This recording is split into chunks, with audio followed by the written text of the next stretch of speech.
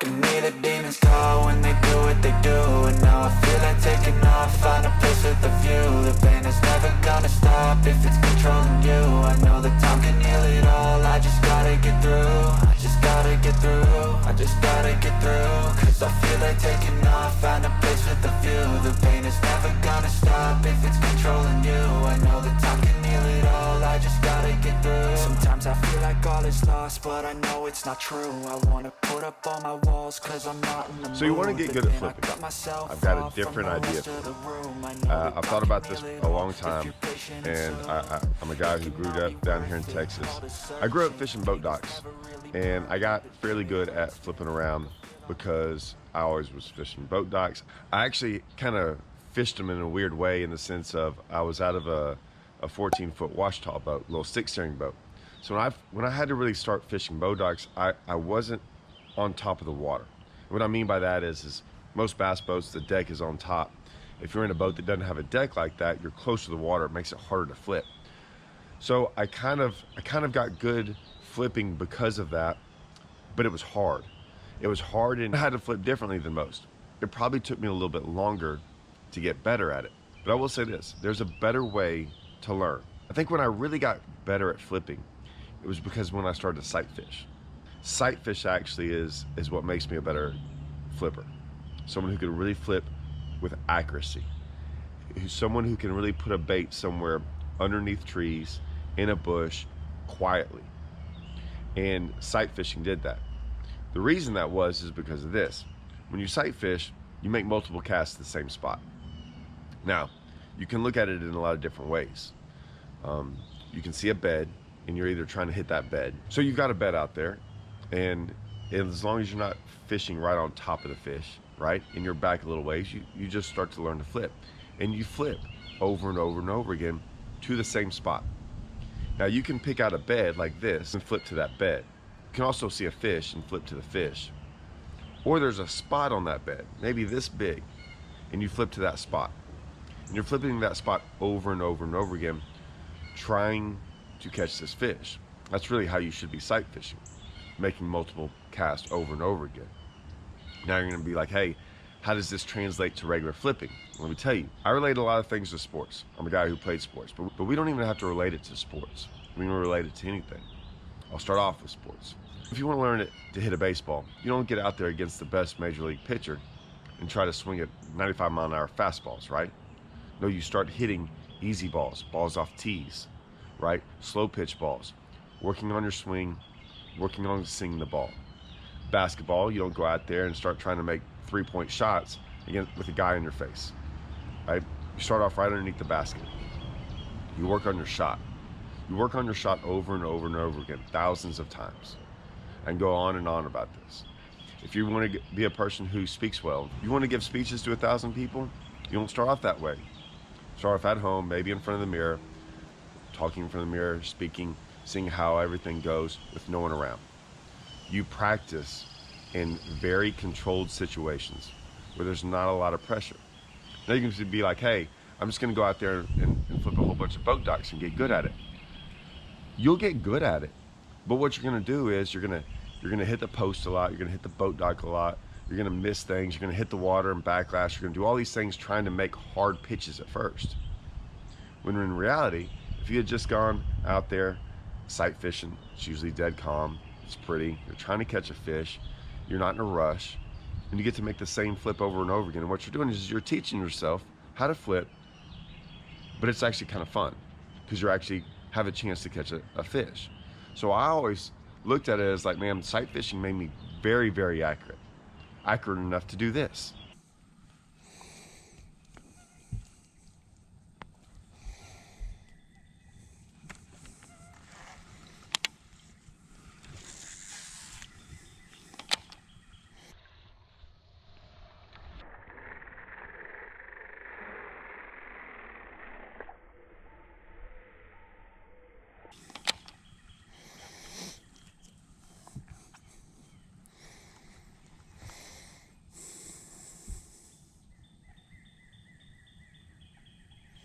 Don't you eat it. Sir? Nothing.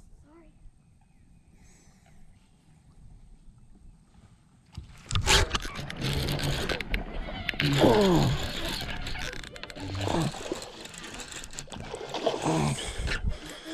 That's a big one, yeah.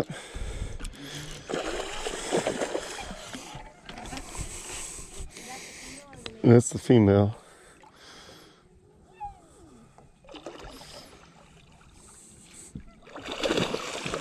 My buddy the other day told me I wasn't supposed to, I had to boat flip everything from now on.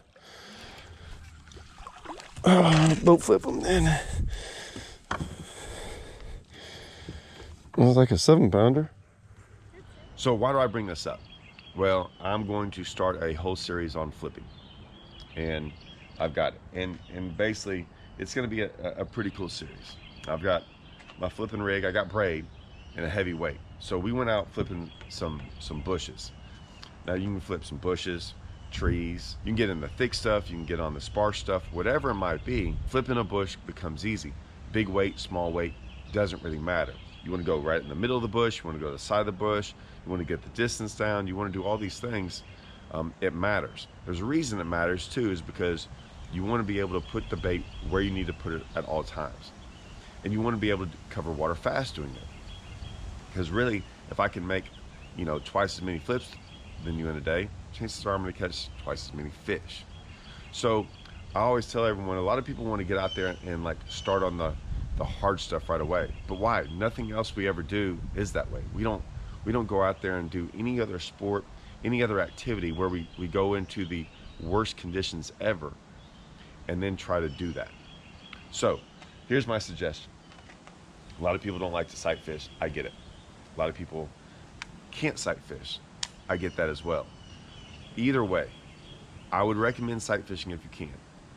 Get a rod, and don't get, I see a lot of guys get certain rods based on, oh, it's an easy rod to flip or something like that. I don't look at rods that way. I don't look at, when I'm flipping, I'm gonna get the rod that can get the fish out, not have me be able to put the bait in there. Well, hold on, we just discussed this whole time, you're like, hey man, how do I get good at flipping? Get in perfect conditions. Right, but I don't want you to pick a rod based on that and then you not have the right rod when you need to get in those conditions. I usually sight fish with this rod, and I flip a lot with this rod. Now this is the other rod I flip with. That's a 7.6. It's a little bit bigger, it's a little bit stouter, and I'm flipping a 3/4 ounce weight, 3/4 ounce, 1 ounce weight with it. Sometimes I'll flip a 1.5 to 2 ounce weight on an 8-foot rod. That gets a little bit more difficult, right? But that's very unique situations. A lot of them are like mat flipping in Florida, things like that. This is gonna get most of your flipping done. So you're gonna have basically two ways to flip. Your normal flipping, boat docks, a lighter weight, 1/2 ounce or smaller, flipping down the bank, things like that. And then you're gonna have your heavy cover flipping, which is like your 7.6 rod, 1/2 ounce to 1 ounce. So you're flipping a little bit thicker cover. But this is where I'd start with. And get the rod you're going to flip with. I want a rod, right? I don't really like 7-foot, 7.1, 7.2 rods. I think they're too small, and a lot of times we're trying to catch a lot bigger fish, and we're usually flipping into cover, some type of cover. So I want a rod that's gonna be able to like get that fish out of cover, set the hook hard. It's gonna be close combat. I mean, we're gonna be fighting, there's gonna be things in the way. So this is the rod I throw when I sight fish.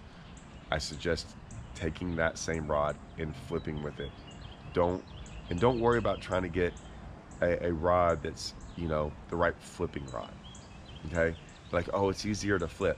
Trust me, it doesn't really matter. And what I mean by that is whatever you start and learn how to flip with, that's what you're gonna get good at. So start getting good with something that's actually going to be useful. Does that make sense?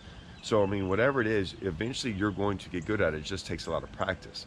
I'm just telling you, practice it in ideal conditions. So I would start with that. Then when you do come in situations where you need a bigger rod, this 7.6, 60-pound braid, 3/4 ounce weight, it's gonna be different, but it's not gonna be that bad. It's gonna be easier for you. So I can go out there and flip in bushes like this, right?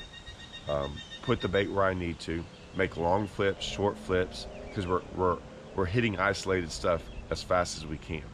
So I don't care if I'm 20 feet away, or 60 foot away. Like once I get done with that bush, I want to flip to the next bush. That's what I'm looking to accomplish. Start off flipping the easy way. I'll tell you one little story before I leave.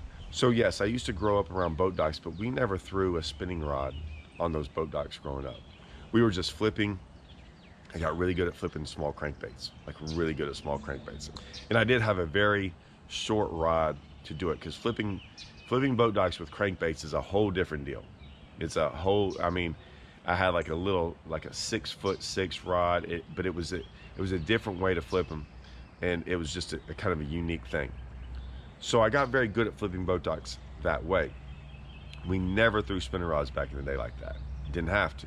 They weren't floating docks. They were docks with pilings on them, so they were down in the ground. So, you know, we didn't have those floating docks. As I started to get older, I started fishing around lakes that had those floating docks, and the spinning rod, throwing little, you know, wacky rig Cincos and things like that. People were doing that. I didn't really have to do that, but I did notice that I'm like, man, I don't think I can do that. I was honest with myself. I'm like, man, I've won a lot of money in a lot of tournaments, and I was sitting there going, I don't think I can do that. Not as good as them, and it bothered me. And I was like, I got to get good at that when I come in that situation. I'll be honest with you. I thought about going out to the lakes around here and doing it. There's a couple places with boat docks, and I knew that I was going to have to spend hours upon hours upon hours getting good at that. And it's not that I didn't want to do it. I just didn't have that. I wasn't going to catch a lot of fish. I'd just be practicing to practice, and I didn't want to do that. Just like I told you in sight fishing, you're practicing to flip while you're actually trying to catch a fish. So it's not like you're just out there in the backyard standing on a chair flipping to a bucket, right? You're actually fishing for a fish. It's going to be fun. Live scope came around, and I started throwing that spinning rod, and I wasn't really paying attention that I started kind of getting fairly good at it. And next thing you know, once again, I'm throwing a spinning rod a lot, trying to put it on a spot, like trying to put it on the fish out there at certain distances with different baits and all these things. Next thing I know, I was out there at Lake of the Ozarks. I had my spinning rod out, boat docks right there, and I just flung it right up in a boat dock, skipped it right up in there, and I was like, huh, kind of good at this now. And yet I never went and practiced it on a boat dock. I just got out there and practiced it on a fish while I was fishing for live scope. Not even boat docks weren't even around. And all of a sudden now I can go up in boat docks all day long and skip a bait, even though I never really practiced it. But I practiced it in like more ideal situations where I wasn't worried about a boat dock or trying to get underneath it. I could cast my spinning rod. It could go up, it could go a lot of different places, but I would still get it there. And then after days upon days upon days of doing that, my casting got better and I didn't even realize it. And now it's just second nature. So like I said, don't go out there and just try to get in the nastiest stuff and learn how to flip that way and think that that's a way to do it. You will get good. I personally think it'll take you a lot longer and it'll be way more frustrating because you're gonna mess up, and then it's gonna be frustrating when you mess up, and it's just gonna be hard. When you're sight fishing, or if you're flipping in ideal conditions, you're not gonna mess up very much. And so you're gonna get way more chances of being successful. And that's really what practice is whether it's shooting a basketball, hitting a baseball, giving better speeches, it's doing things over and over again successfully, and then you'll get better at them. So just a little hint I thought I'd share with y'all guys. Get ready for, we got things coming up, man. I got the LBJ, I'm working on that. I wanna get the whole series done before I drop that. And then we're gonna be dropping in these different flipping, pitching, whatever you wanna call it, videos. I'm about to start on those. So yeah guys, stay tuned for all this. It's gonna be fun. See y'all. I know that time can heal it all. I just gotta get through.